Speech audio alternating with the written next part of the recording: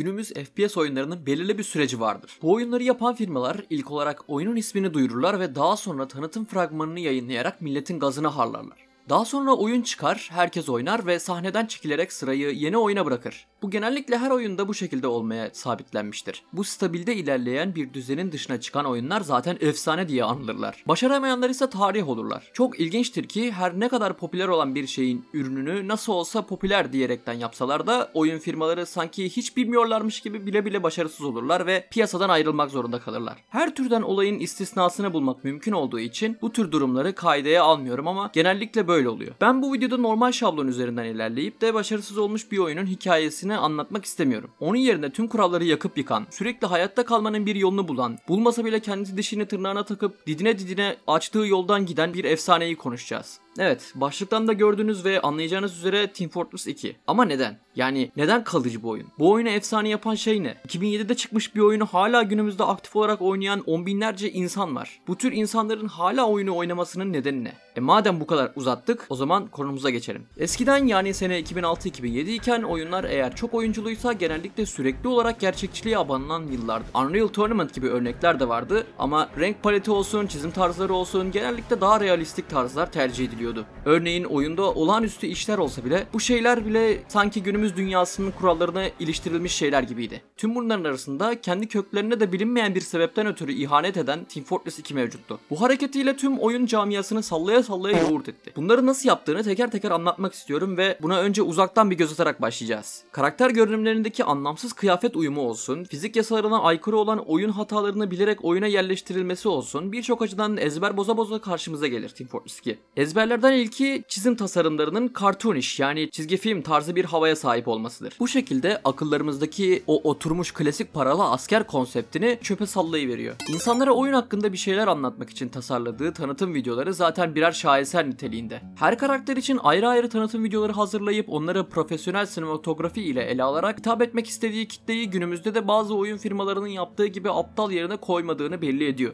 Veya gereksiz bir beklentiye sokmuyor. Bu ince çizgiyi ayarlayabilmek öyle her oyun firmasının yapabileceği bir şey değil. Hatta bırakın böyle bir tanıtım videosunu, böyle bir işe girişmek bile diğer oyunun elinde yeterince sükse yapmamasından ötürü büyük riskler barındıran bir şey. O zamanlar Valve günümüzden çok daha cesur ve üretken bir firmaydı haliyle. Oyunun içine bir göz attığımızda bizi 9 farklı oynanış seçeneği illüzyonu yaratan bir ekran karşılıyor. Biri şüpheli olan bu 9 adamın birini seçerek savaş alanına atlayabilirsiniz. Hızlı ve yakın temaslı yüksek hasar çıkartabilen bir izci, ülkesine köküne kadar sadık olan insan görünümündeki bir kartal, içerisinde yürekten beslediği iş aşkıyla yanıp tutuşan bir psikopat, patlayıcılar ve içki ile kafayı bozmuş siyahi bir İskoç, 150 kilogram ağırlığında olup $200'lık özel mermi kullanan ve saniyede 10.000 atışı atabilen yani 12 saniye için $400.000 harcadığınız bir ağır silah kullanan Rus, Teksas'tan fırlamış bir mühendis, ölüm dahil olmak üzere tüm hastalıklara çare bulabilmiş bir Alman ve keskin bir nişancı, diğeri ise gizli bir ajan olan suikastçiler. Hepsini oyun içerisinde ilk defa test ettiğinizde, ki lütfen bu oyunu benden öğrendiğini söyleme, sizin de bildiğiniz üzere oyunda sadece bu 9 oynanış biçimi mevcut değil. Karakterlerin stok silahlarının yanında farklı oynanışları da destekleyen silahları kullanmak o zaman için harika deneyimlerden bir tanesiydi.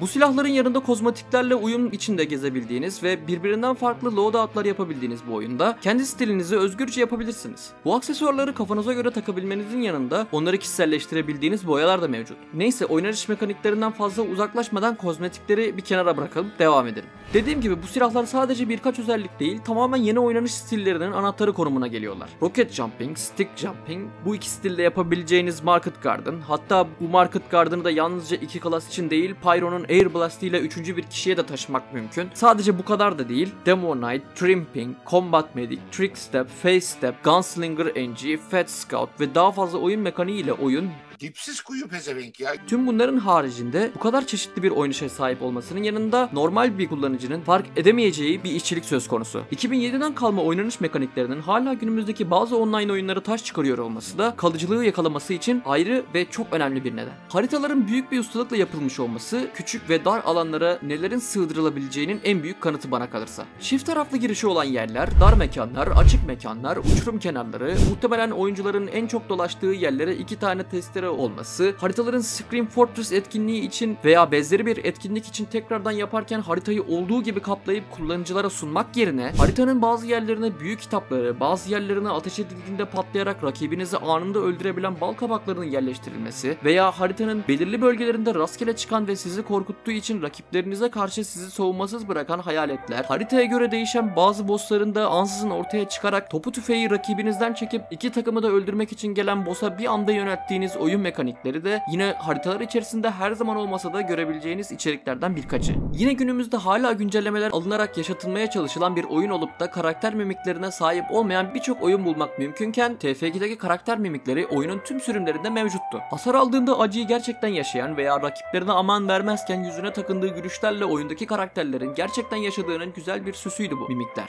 Bu mimikler oyunda bazen gerçekten de komik anları ortaya çıkartarak oyuncuyu güldürmeyi başarabiliyordu. Karakterlerle ilgili bir şey de onların ses paketleri. 9 farklı karakterin 9 farklı sesleri ve konuşma stilleri vardır. Diğer takımda dalga geçen, bulunduğu konumla ilgili yorumlar yapabilen, nişan aldığınızda karakterinize göre konuşan, hükmettiği rakibiyle alay edebilen sözler kullanırlar. Yine bu etmenler oyun içindeki karakterlere derinlik katan etmenlerden bir tanesi. Ayrıca bu ses paketlerinin çalışma prensibi kendisinden sonra çıkan oyunları da etkileyen güzel bir çalışma olmuştur. Tüm bunlardan bahsettiysek şimdi oyun modlarına geçebiliriz. Team Fortress 2'nin oyun modları aslında çok eskilere, Quick World'lara dayanmaktadır. Özellikle oyunun en popüler haritasındaki yani Teufort'taki bayrak kapmaca modu 16 değil tam 24 yıllık bir oyun modudur. Bu oyun modunun yanında arena, yük vagonu itme, kontrol noktaları, saldırı savunma, tepenin hakimi, yük vagonu yarışı ve da bugün Overwatch 2'nin bile esinlenerek yaptığı Man vs Machine gibi modlar yine TF2'nin içerisinde yer alan oyun modlarıdır. Bu da oyunun yine kalıcı hale gelmesinin temelinde yatan minik maddelerden bir tanesi. Şunu baştan itiraf etmek istiyorum ki gerçekten günümüz için bile fazlasıyla kaliteli. Bunda hiç kuşku yok. Ama bir düşündüğünüzde bu oyunda gerçekten iyi yapan, kalitesinin hakkını en çok veren kim? Ya da hangi madde? Bu oyunu bu kadar kaliteli yapan şey Gabe mi?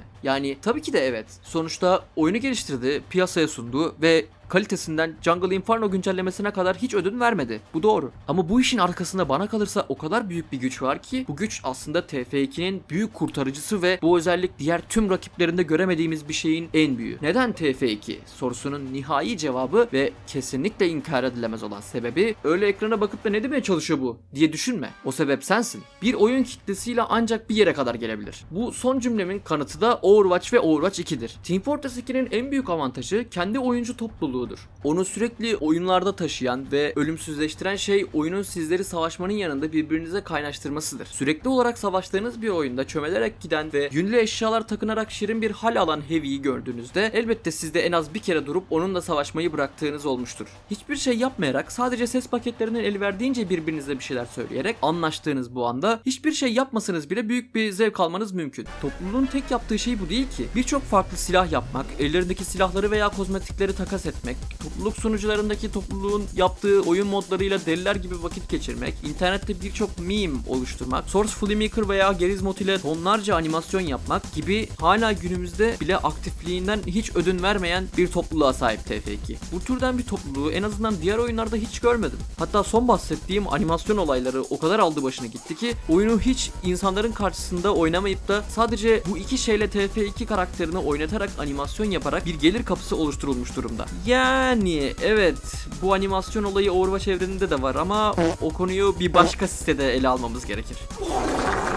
Oyun için şu an hala gelen şapkalar, alaylar ve diğer satın alınabilir eşyaların çoğu topluluk eşyası olarak geçmektedir. Bu kadar oyununu güzel bir şekilde sahiplenen başka bir kitleye sahip o kadar nadir oyunlar vardır ki neredeyse sıfır diyebileceğimiz kadar azdır. Tüm bu sebeplerden özellikle bu son sebepten ötürü TF2 bu kadar çok oynandı ve oynanmaya devam ediliyor dostlarım. Bu oyunun aslında herhangi bir güncellemeye ihtiyacı yok ki. Tek yapılması gereken şey oyundaki hilelerin kaldırılması. O kadar. Zaten benim bile şu an TF2 yerine diğer benzeri oyunları oynama sebebim bu. Aktif oyuncu sayısına bir baksanıza. Sizce bu normal bir şey mi? Tabii ki hayır. Bu konu hakkındaki görüşlerim bu kadardı dostlar. Umarım videoyu buraya kadar izlemiş ve beğenmişsinizdir. Eksik veya yanlış bir yer olduğunu düşündüğünüz bir şey varsa mutlaka yorumlarda belirtin. Bir sonraki video, yayın veya herhangi bir iletişime kadar hoşçakalın.